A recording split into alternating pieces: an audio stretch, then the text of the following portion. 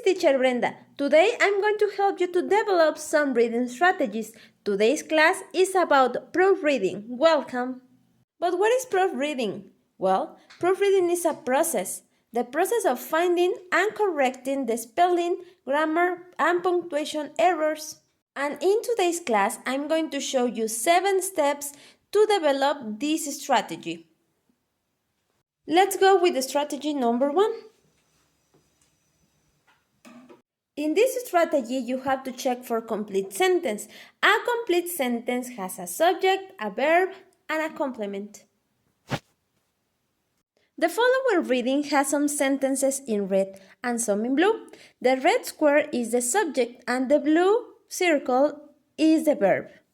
Most of them have the correct structure, but the verbs in some cases are misspelled.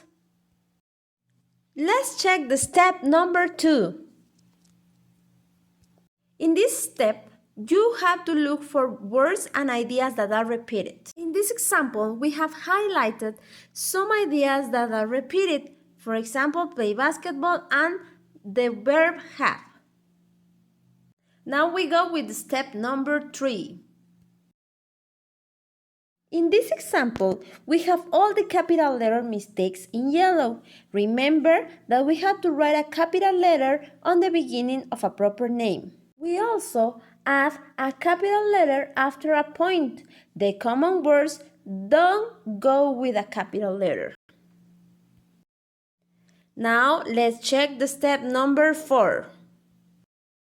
In this part of the reading strategy, we have to check for punctuation mistakes, commas, apostrophes, periods, or quotation marks. In this paragraph, we have put all the points in yellow. And remember that when a person says something, we have to point it out with a quotation mark. Now, let's go with the step number 5.